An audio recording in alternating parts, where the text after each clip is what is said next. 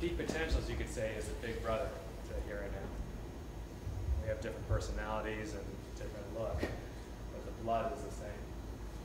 And so I'm very pleased to present tonight from Peak Potentials, Mr. Phil Black.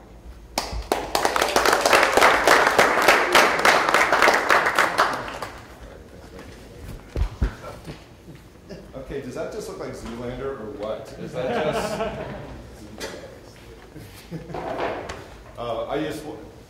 Let's, if we can we turn that projector off right now? Oh, yeah. Before I get blinded. I'm going to go old school, if you guys don't mind. And the reason I do this is because I have no idea what's going to show up or who's going to show up for this. So first and foremost, John, thank you very, very much. I appreciate this. It has been a joy to be able to sit here and listen to all you guys. So just explain and share what you do. And now I feel honored to be able to share, and I think that was a great introduction about we are related. So let me ask you this. Who here has ever heard of the book, The Secrets of the Millionaire Mind, or T. Harv Eker? Okay, good. Probably about a third, half of you. So T. Harv Eker wrote this book, and it's a New York best-selling book called The Secrets of the Millionaire Mind. What he had done was he went from 0 to a millionaire in 2.5 years.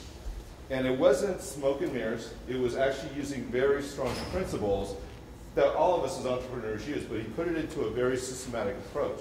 There was one thing different. He started, instead of with strategy, guess what he started with? Mindset. Because guess what? All the strategy in the world isn't going to get you anywhere if your mindset isn't in alignment. Would you guys agree? Yes or yes? Yeah. Right. So guess what? So that's actually what I'm going to be talking about tonight. And let me ask you this, who here wants to get hardwired for success? Okay, I'm in the right place then, so I'll continue, because if not, I'd be like, okay, this is going to be a short 20 minutes right here. So what I'm going to do is I've got 3 concepts I want to get through. Does anyone here want to have fun? Yes. Really? God, that was like lame. Does anyone here want to have fun? Yeah. Okay, that's more like it. Okay, so number one thing is, if I'm not having fun, I'm not going to do this. And just like in life, if we aren't having fun, why do it? We go around this at one time. And the other thing is, too, we learn more. And we receive information differently when we're smiling and having a good time. Do you agree? So that's number one. Number 2 is, I want to actually show you a model for manifestation. Some of you may have already seen it, some of you may not. It's a very simplified psychological model, but it actually shows how we manifest. And we all manifest through the same process. So let me actually, and I'm going to actually put this up right now, just so you guys can see it. Okay, so we're going to start with thoughts. Statistically, do you know how many thoughts we have per minute? Anyone have? Some people are like 1. Okay, yeah, 1,800. 1,800 thoughts per minute. So every second, guess how many thoughts that was? 1,000. 30 thoughts, correct? How many of those did you catch? 1 maybe? So what this goes in alignment with, and this is important, when you even walked in this room, and even beforehand, your brain had already decided where you're going to sit, who you're going to talk to, the environment, what felt familiar, what felt safe, what didn't, who am I going to talk to, who am I going to ignore in a nanosecond. So that's how quickly the subconscious mind is working. It is scanning the environment, and guess what it's scanning for? Comfort, familiarity. Where does familiarity come from? Our past. Great. How many of you feel that your past can dictate your future? All you have to do is great, because guess what? Here's our blueprint. The only thing that we know is what we've been taught or what we've observed at a subconscious level. So we have thoughts. I'm also going to put this up here. I'll explain that later. Belief systems. Okay, I can already say belief systems. And the way that I'm going to define belief system is something that we actually took on as our own, without much knowledge, without much exploration, but cause and effect. We saw something, we had an effect. Over time, repetition, we go, oh, okay, got it. This must be true. And so we don't even question it. It's the gospel according to. Yeah, and we all have these belief systems. We are human beings, and human beings actually have belief systems. And we can also call this bull. Because most of our belief systems are stated, you can document this. It's like they say from the age of 0 to 5, 80% of our belief systems are in place. But they also say 80% of all statistics are made up, including that one I just said, about the 80%. So, but imagine this, 5 years old. How many of you have kids? Do any of you guys have kids? Yeah. How many of you were a kid? How many are still kids? Okay, I just want to see who's going to raise their hand or not. I have 3 children, 5, 7, and 9. And it is fascinating to watch my 7-year-old roll out of that 0 to 5 range with limiting beliefs and very strong beliefs. Where I sat there and go, wow, that was really interesting how they just connected, she just connected certain thinking.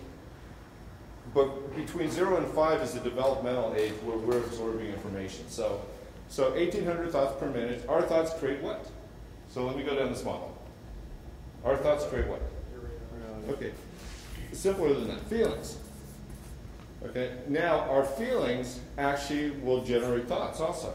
So how many of you have actually had a thought that led to a feeling and then you try to invalidate that thought or the feeling? Like, I shouldn't feel that way. That's not a good thought.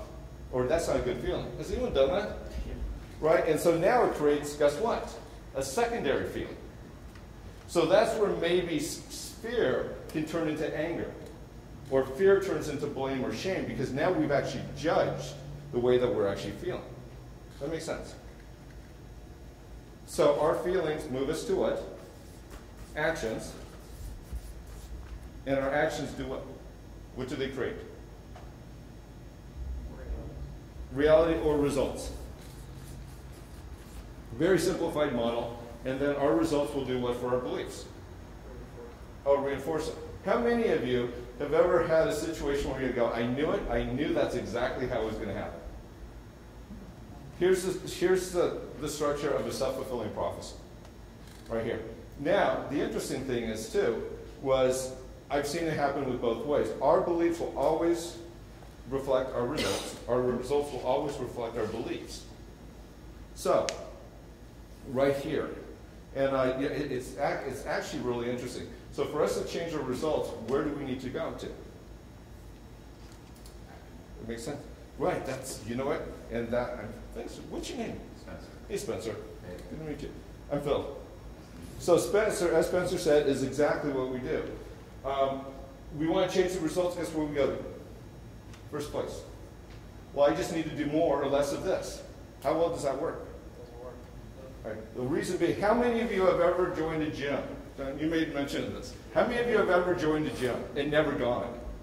Because all of a sudden you wake up one day and go, I'm fat, or I'm out of shape, or wow, I really should go to the gym because every commercial that I see, it shows this physique that I need to be that.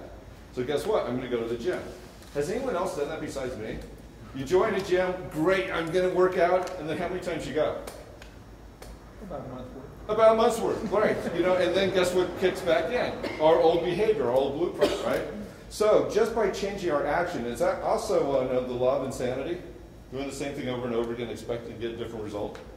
I had this little 7-year-old describe it as the law of the dashboard. Loved it. You guys want to hear what the law of the dashboard is? Have any of you ever been driving, you had, let's say, a map or something on your dashboard, and you turned a corner and it slid off? Does that ever happen to anyone? You pick it up, where do you put it? Back on the dashboard, right? It's like your mind just forgot that, oh yeah, by putting it on the dashboard, it ends up on the ground. But we think it's like, well, we'll keep doing the same thing over and over again. So here's the truth. If we don't address what's up here, all the actions in the world, what's going to happen is it's going to create the exact same results with a whole lot of effort. As entrepreneurs, guess what we have a tendency to do? Many times do this. And that's why I loved what happened in 2009, because it woke us up. 2009, when the capital markets closed down and shut down, it actually woke entrepreneurs up.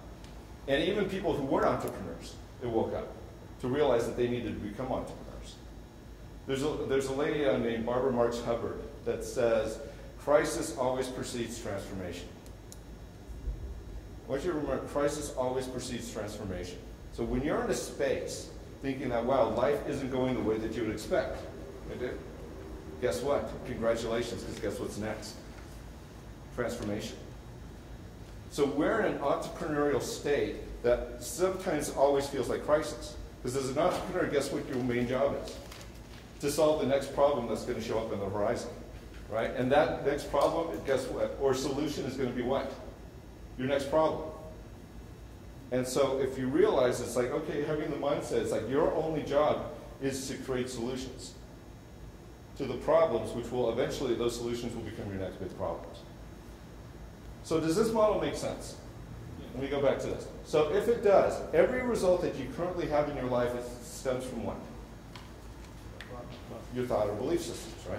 So let me ask you this. What are some of the results that you would like to have as entrepreneurs, as conscious individuals, that, like more of, less of, different in your life? What would some of the results that you would like to currently have in your life? Sold out tours.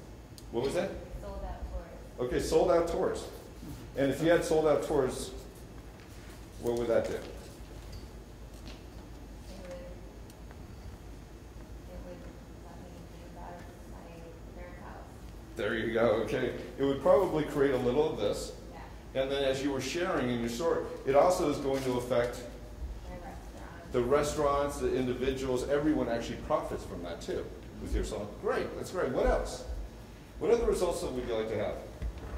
Oh, by the way, I forgot to mention it's experiential, because I love asking questions.